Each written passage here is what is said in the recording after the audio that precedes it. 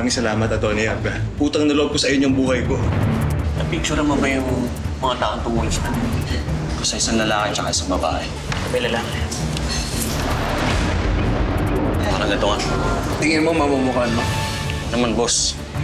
Magandang umaga, Judge. I want you to cook something up. Meron kasing rape victim si Rodante na natatakot lumabas. And nagbabakasakali ako na makukumbinsi mo siya magsalita. Mapagkakatiwalaan mo sa Atty. Abra. Ibubunyag ko ang lahat ng baho ni Balmores. Lahat ng pera, dinedeposit ko sa isang dummy corporation na pinapatakbo ni Mario Aguirre. Handa ka na. Ano ba nangyari, Miguel? Judge, hindi ko pa talaga alam. Bigla na lang tumunog yung fire alarm. May naglagay po ng katol. Ano? May nagpatay din po ng circuit breaker sa building. Kaya nag-blackout kanina. Jerry, asan yung laptop ko? Ang kailangan mo sa laptop ni Judge. That is a very serious accusation, Atty. Aguirre. Paano ko sabihin ko sa'yo na may nakakita kasi yung hawak yung laptop ni Judge? Oras na mapatunayan ko na ikaw yung nagnakaw. Napatawag ka na ni Judge sa conference room, may meeting daw kayo. Sigurado ko na yung magnanakaw na yon ay nasa kumpanya natin. Akala ko na, sa gubat lang tatagpuan ng ahas. Dito rin pala. Judge, huwag mo ko papatayin. Pero pag nagkamali ka, alam mo na ako na mangyayari sa'yo. Di ko nakuha yung laptop, Jane. Pero alam niya na may mga taong gusto siyang papagsakin.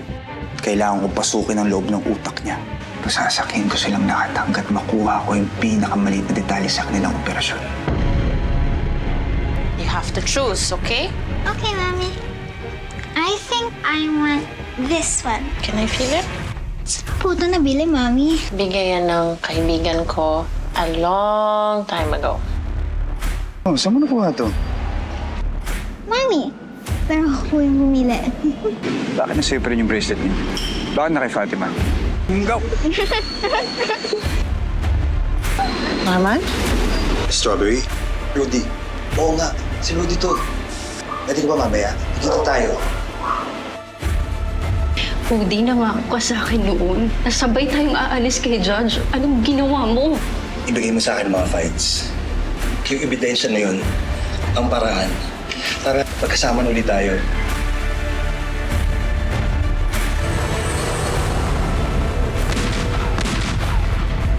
Yung kasalanan lahat ni Rudy. May nabaril po dito sa kalsada. Hindi naman mangyayari sa'yo yung nangyari sa kanya. Kaya tandaan ninyo, basta may singaw, takpan nyo kagad. Tumpa kayo doon, Judge.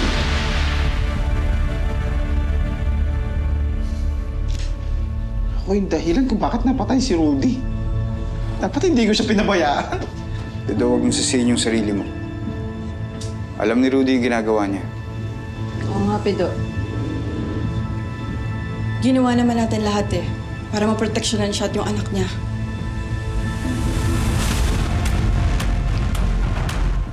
Malinaw na nilaglag si Rudy ng contact niya sa law firm. Ngayon, ang kailangan natin malaman kung sino si Strawberry.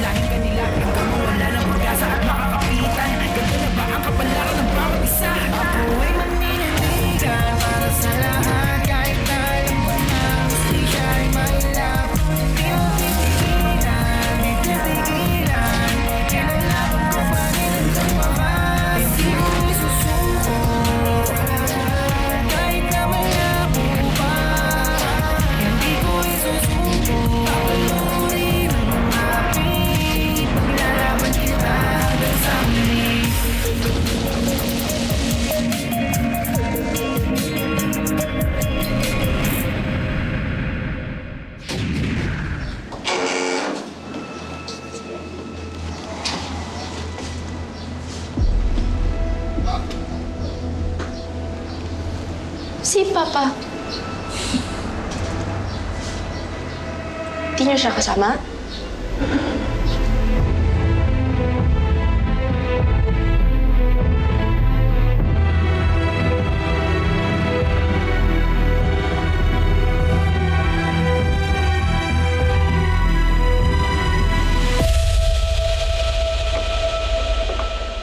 nabalikan na ako ng contact ko. Mahirap daw, pero titiyakin niya na hindi matyatrace yung travel papers niyo. Tapos baka matagalan and baka kailangan natin magdagdag ng bayad. Okay lang yan. Basta malinis, Rachel. Hopefully, sabi niya, 3 weeks from now, makaalis na daw kayo ni Fatima. Sigurado ka bang kaya mo alagaan mag-isa si Fatima? Actually, Rachel, may gusto sana akong sabihin sa'yo. Pero alam ko, napakalaking sakripisyo nito para sa'yo. Ang alin, Mers? Eventually, gusto ko sanang sumunod ka dun sa amin. Siyempre, pagkatapos mong gawin lahat ng kailangan para sa foundation, ikaw sana ang magiging mata sa paggabay kay Fatima kung sakaling di na ako makakakita ulit. Higit pa sa kapatid ng turing ko sa'yo, Mers. Alam mo yan. Kaya, kung kailangan mo, darating ako. Salamat, Rachel. Sana, bago kayo umalis, mag-improve yung mata mo, no? Kanina, medyo luminaw. Nung nasa playground kami, nagulat ako. Oo! Yan na, unti-unti na. O, diba? Sign na yan na gumagaling na yung ugat ng mata mo. Pinagtataka ko lang, bakit hindi siya nagtutuloy-tuloy? Magkuha kaya tayo ng second opinion sa ibang doktor. Wala namang mawawala, malay mo, di ba? Makatulong.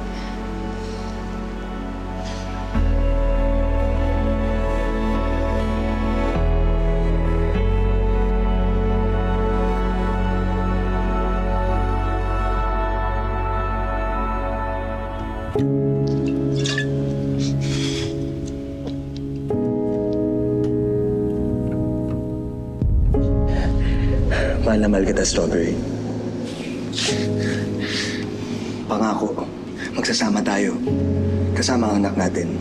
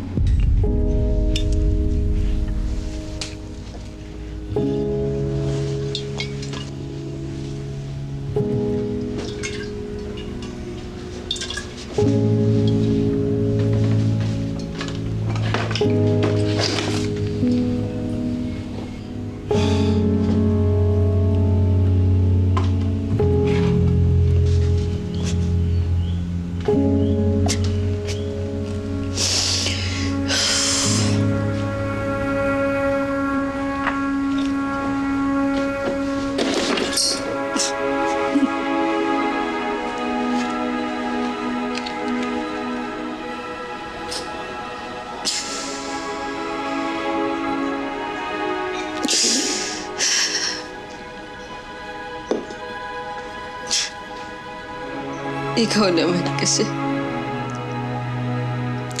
Nananahimik na ako. Kinontak mo pa ako.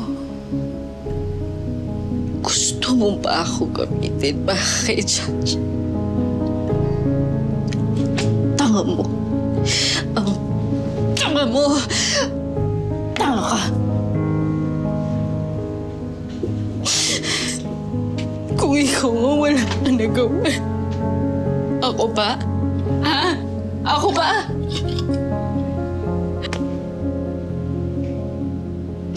Kaya sorry. Sorry. Mahal kita, Rudy. Pero mas mahal ko yung anak natin. Pahinga ka. Pahinga ka. Huwag mo na akong gulay. Huwag na akong gulay. Please. Please. Bye.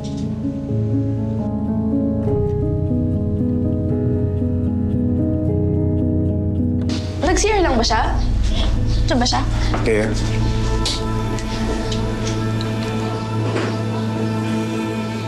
may kailangan kang malaman.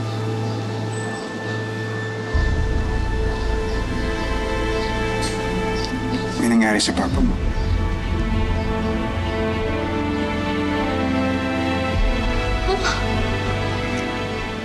Mahirap sabihin. Pinatay nila yung papa mo.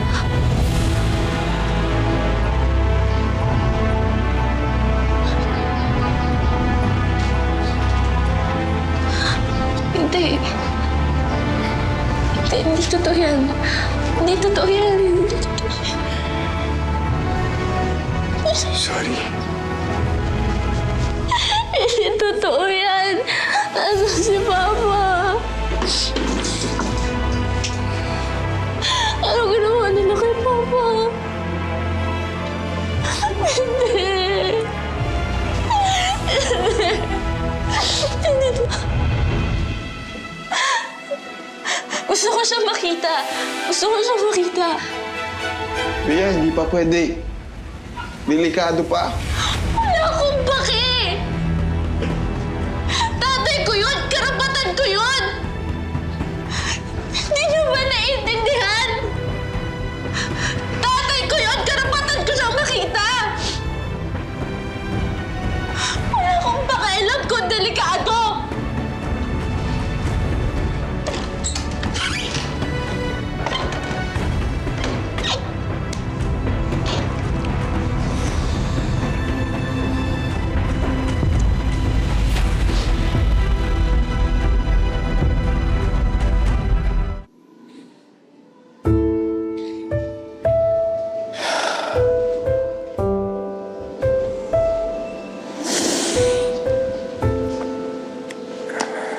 Naiintindihan ko si Bea. Ano? Papayagan mo siya? Jane, tama siya. Karapatan niyang makita ang tatay niya. Wala tayong karapatan na ialis sa kanya yun. Paano kung pagtangkaan pa rin ni Balmores yung buhay nila? Pido, hindi tanga si Balmores para ipapatay ang mag-ina. At ano, kumatak pa ng atensyon ng publiko. Nakuha na niya ang gusto niya sa kanila. Wala na silang silbi kay Balmores. Pero para makasiguro, babantayin pa rin natin sila, Bea.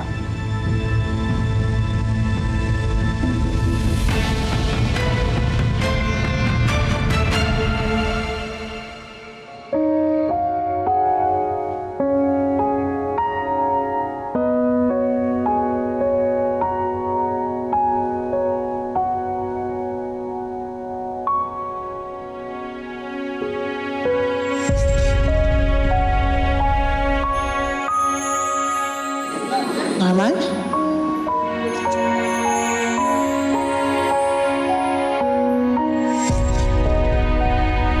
Si Norman kaya ang nakita ko? O baka naman pinaglalaroan lang ako ng isip ko?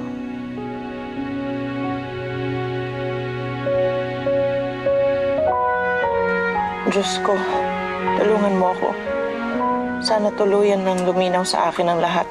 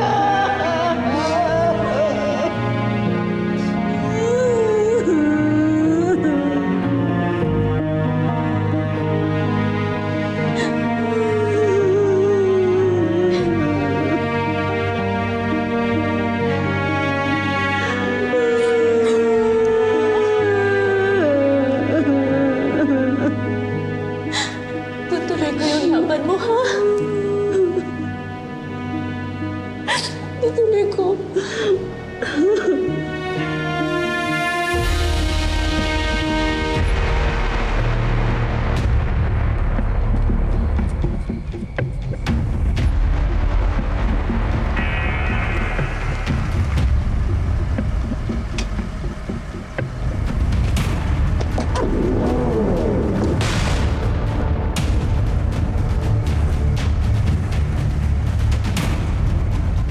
Si Brando, alisto kayo.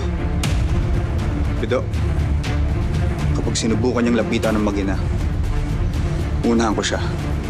Bantayan mo ang likod ko. Jane, itakbo mo si Bea palayo.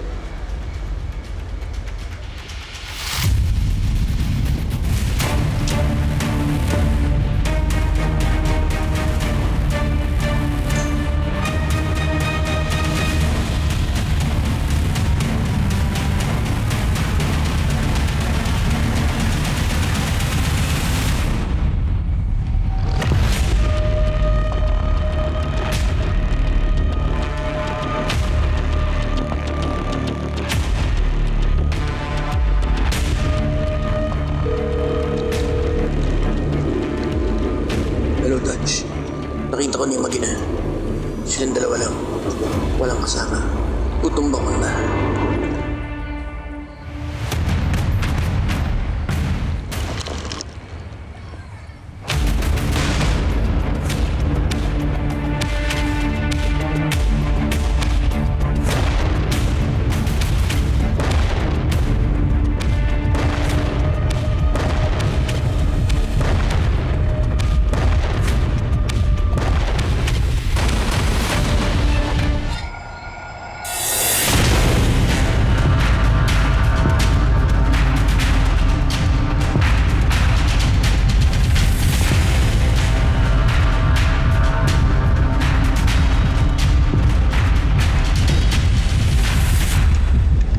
Ba tayo?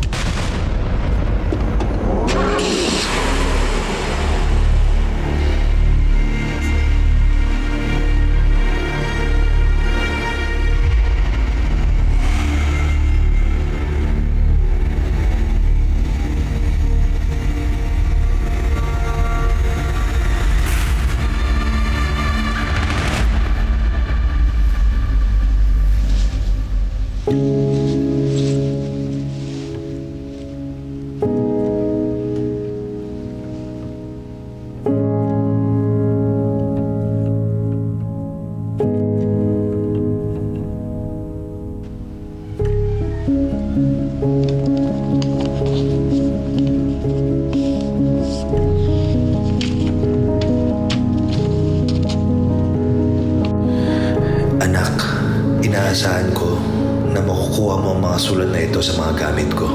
Ibig sabihin, pinatay na nila ako. Huwag ka sana magalit sa ginawa kong hakbang. Kailangan kasi, anak, ang pinagsisisihan ko sa lahat ay ang panahon na wala ako dyan sa tabi mo noong kailangan mo ako. Simula ng pinanganak ka, ikaw ang nagsilbing inspirasyon kong maging matagumpay na attorney alang-alang sa ating pamilya. Ikaw ang pinakamatapang at pinakamapagmahal na taong kilala ko. Taos puso kong ipinagmamalaki na ikaw, Bea, ang anak ko. Mahal na mahal kita.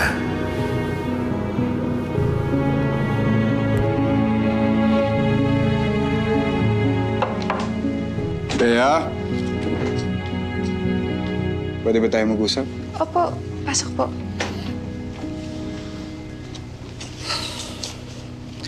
Alam ba ng mama mo na nandito ka?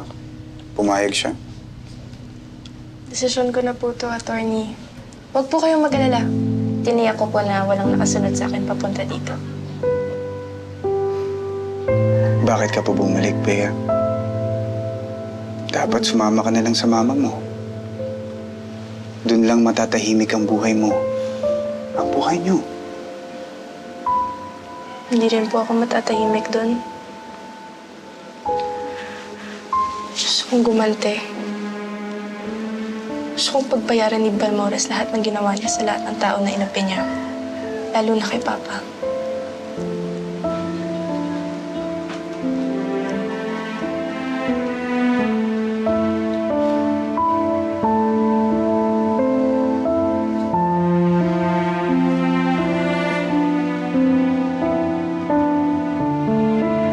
ko kaya pigilan yung nasa loob ng damdamin mo. Dahil tulad mo, nawalan rin ako ng magulang ng dahil kay Balmores. Bea, hindi pa ito ang panahon para yakapin mo ang paghihiganti. Ganun din naman ako. At si Jane.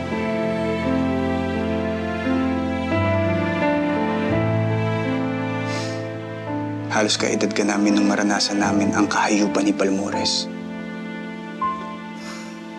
Galit ang bumalot sa aming pag-iisip.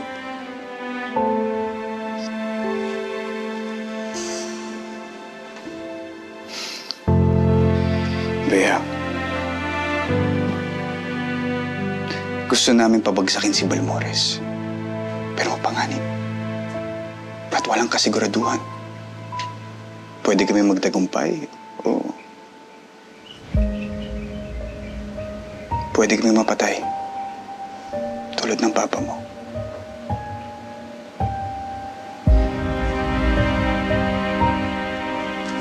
Pero narang ng pag-asa. Kung sakaling mabigo kami, nandyan ka para ipagpatuloy ang laban. Papag-aralin kita sa pinakamahusay na eskwelahan sa Maynila. Sagot ko lahat ng kakailanganin mo. Pero, ipangako mo sa akin na mag-aaral ka mabuti. At kapag handa ka na, kuhin mo kung ano nararapat. Hindi lang para sa papa mo, kung hindi para sa lahat ng inapi at pinatay ni Balmores. Ipangako mo yan sa akin, Bea. Pinapangako ko po, Attorney Abra. Hihintayin ko ang iyong pagbalik, Bea. Maraming salamat, Attorney Abra. Maraming salamat, Ate Jane.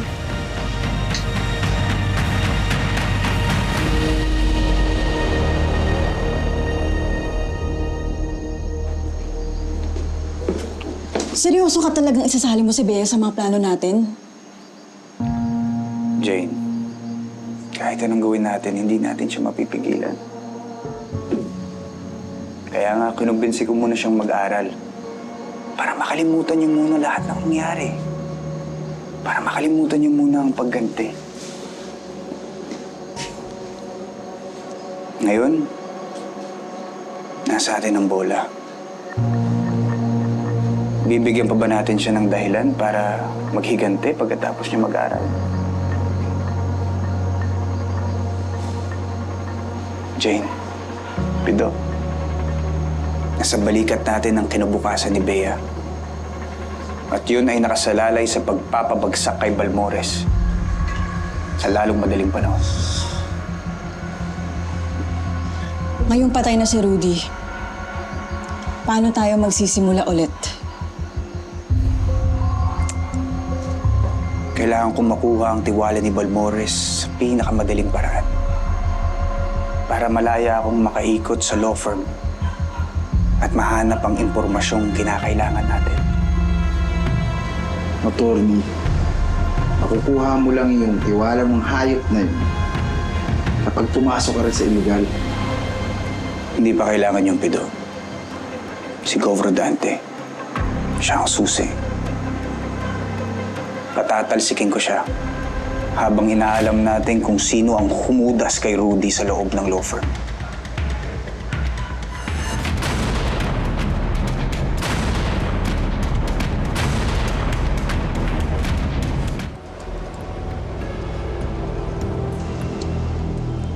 Ano next move niya, Judge? Miguel, you know what? Come to think of it, mga lamok at langaw lang naman yung mga yan. Si Governor Rodante, ang susunod natin pababagsakin.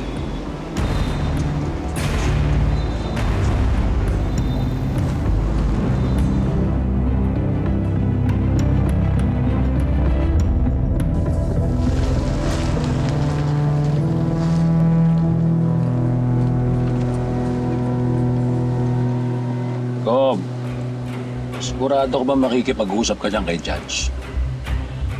Kailangan himasin natin si Judge. Para hindi halatang may plano akong pabagsakin siya.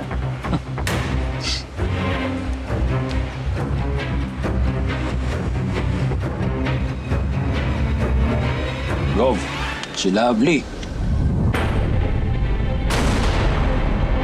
Ayot mo babae. Mukhang magpapagamit pa kay Judge para lang pabagsakin ako. Anong gusto mong gawin ko dyan, Gov? Burahin sa mundo yan. Sa lalong madaling panahon.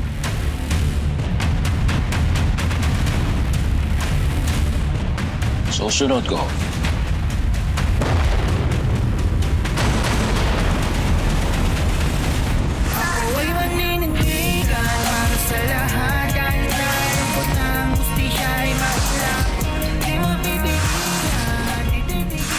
Cherry, yung trabaho mo, Salamat po. may panibago kong trabaho para sa'yo. Okay ka lang? May problema ba? Cherry, kung kailangan mo na makakausap, nandito lang ako para makinig. Meron akong alam na makakapagpapagsak kay Rodante. Sex videos. Laging bit-bit ni Rodante yung mga USB files na yun. Gusto ko sanang makasuhan na kaagad ng Rodante na to at mapatalsik na siya sa pwesto sa lalong madaling panahon. Pagtulungan kayong dalawa para siguraduhin ninyo na maipanalo tong kaso ni Lovely.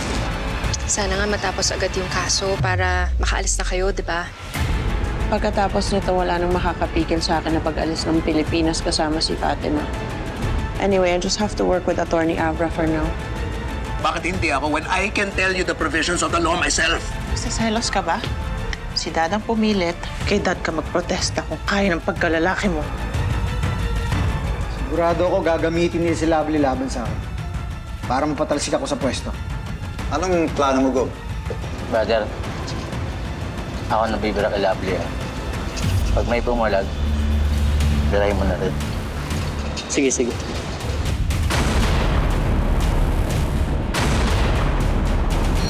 Mag-iingat ka.